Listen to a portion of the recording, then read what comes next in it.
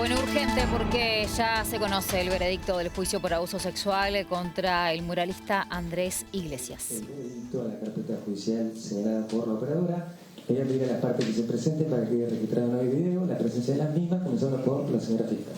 Sí, buenos días, señor juez, y a todos los presentes, Luciana Escobarcello y Matías Broggi por el Ministerio Público. Bien, la parte querellante. Doctora Jacqueline Bussi y a mi izquierda Paula Kondrack, abogada, integrante del Estudio Jurídico y Social Lazos. Buenos días, sí, la defensa. Buenos días, señor juez, y a todos los presentes, Sebastián Oroño e Ignacio Alfonso Garrones, abogados defensores del señor Andrés Iglesias. Buenos días. ¿El acusado? Andrés Iglesias. Bien, bueno, voy a dar lectura del veredicto. Santa Fe, 25 de julio del 2025, dicto este juicio oral y público relativo al legajo judicial caratulado Iglesias Petrocelli Andrés sobre delito contra la integridad sexual con acceso carnal identificado mediante el CUIC 21-091-54-25-6-8 sustanciado ante el Tribunal Unipersonal integrado por el doctor Lisandro Pedro Aguirre del Colegio de Jueces de Primera Instancia de la Primera Circunscripción Judicial con sede en esta ciudad y seguido contra el acusado Andrés Iglesias Petrocelli, TNI 32-701-647, hijo de Carlos Iglesias y Liliana Petrocelli,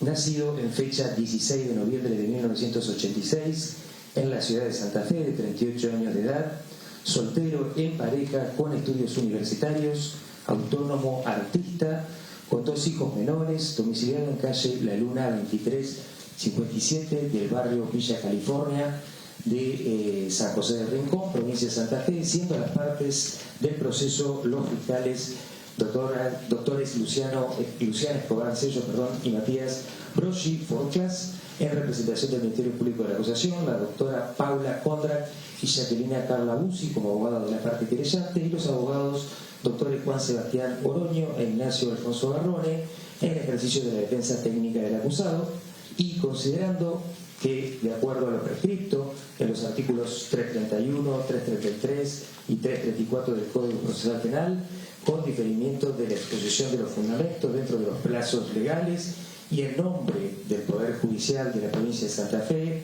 este tribunal resuelve: 1. Condenar a Andrés Iglesias Petrocelli, DNI 32-701-647, cuyos datos filiatorios han sido indicados precedentemente, como autor penalmente responsable del delito de abuso sexual con acceso carnal en calidad de autor, artículos 45, 119, tercer párrafo del Código Penal, imponiéndole al mismo la pena de 7 años y 6 meses de prisión de ejecución efectiva con más accesorias legales y costas del proceso, artículo 12, 19, 29, inciso tercero y concordante del Código Penal.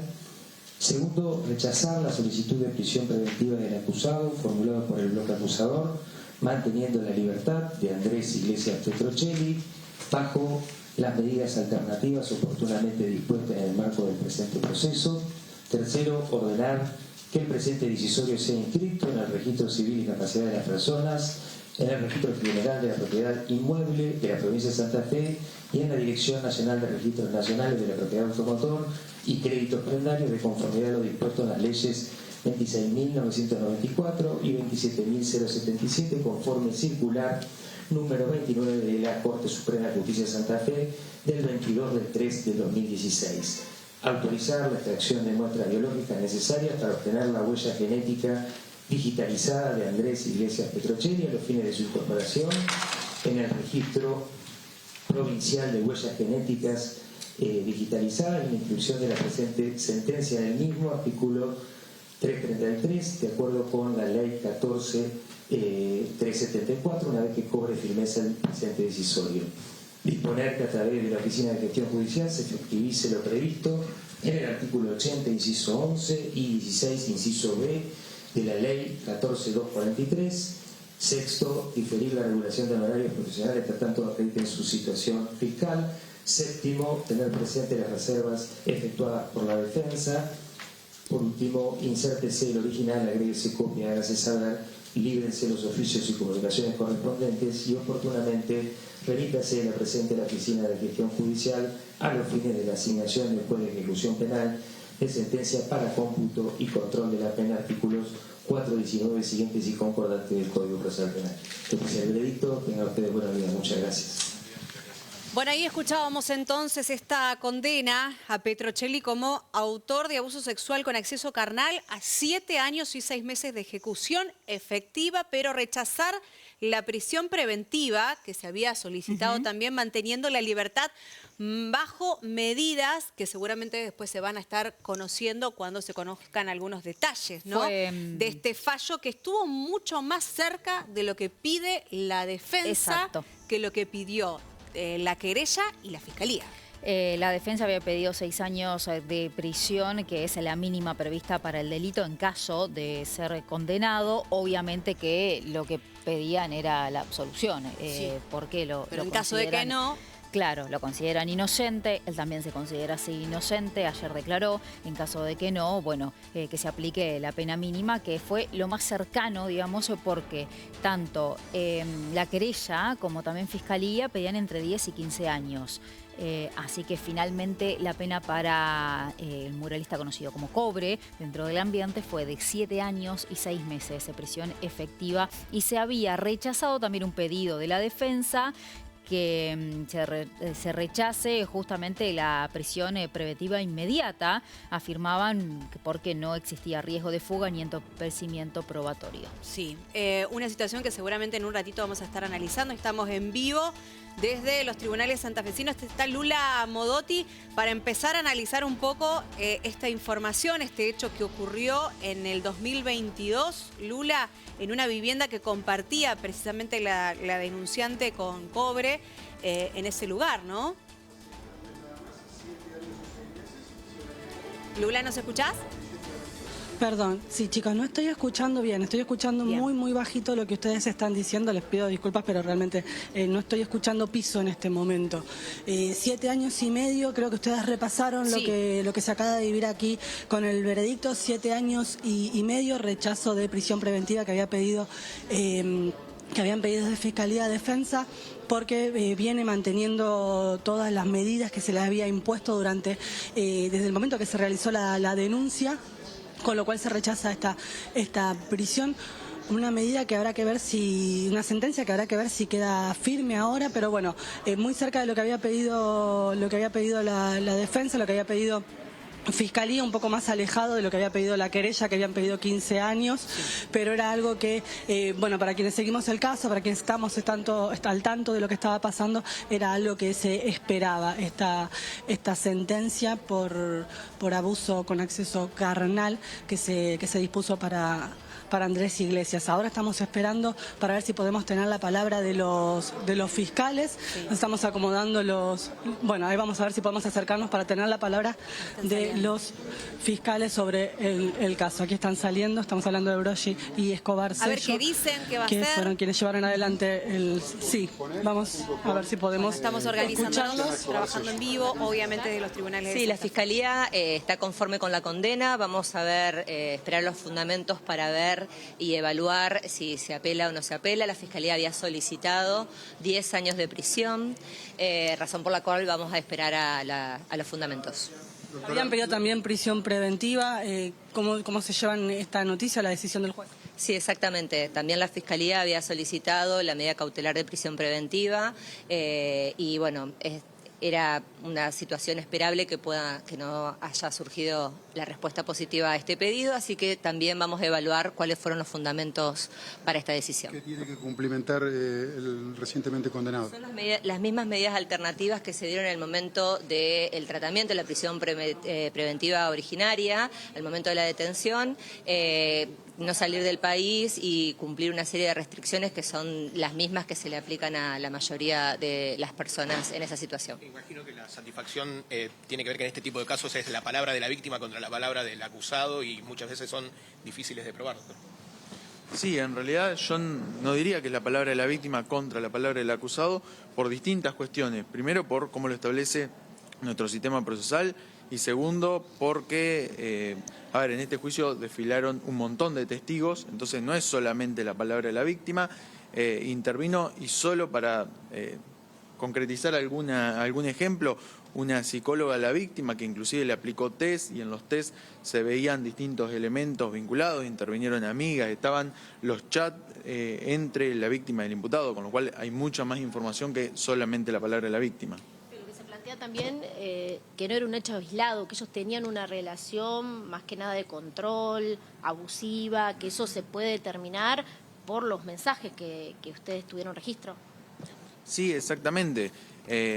Dentro de lo que era el vínculo, porque ellos tenían un vínculo de pareja, se pudo determinar que el vínculo tenía determinadas circunstancias particulares a través de testigos y a través efectivamente de los mensajes, en donde se pudieron relevar distintos aspectos vinculados a lo que es el ejercicio de violencia de género, sobre todo en lo que tiene que ver cuestiones de violencia psicológica, violencia simbólica.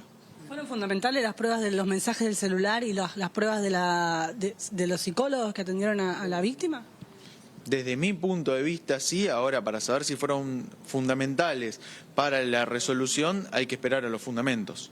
La pena fue un poco menor a la que ustedes habían solicitado. ¿Piensan tal vez recurrir a la Cámara de Apelaciones y plantear justamente esta diferencia? Para tomar esa decisión sería necesario tener primero el conocimiento de los fundamentos. Hay que ver de las cosas que nosotros planteamos, cómo las vio el juez, qué es lo que entendió, y en función de eso es que vamos a evaluar si interponemos recurso o no. ¿Para que la conforme la pena? ¿La deja conforme la pena de 7 años y medio? En realidad, insisto, a ver, la pena no deja de ser una situación numérica que está dentro del mínimo y el máximo, en donde no se aleja tanto de los 10 años que habíamos solicitado, aunque está entre la mitad, entre los 10 años y los 6 años que eran el mínimo, con lo cual tenemos que ver cuáles son los fundamentos para ver si recurrimos y en su caso en qué términos. ¿La prohibición es no salir del país o de la provincia? No, la prohibición es no salir del país porque inclusive uno de los peligros que nosotros referíamos es que es una persona que ha viajado por el mundo, que tiene contactos afuera y que esto facilitaba la posibilidad de sustraerse del derecho argentino. Y inclusive en este sentido, a ver, si la persona se va a otra provincia, existen mecanismos que son mucho más sencillos que una captura internacional. La ciudadanía en general entienda, una persona que acaba de ser condenada por un delito de abuso sexual con acceso carnal, ¿por qué sale libre y no queda preso inmediatamente?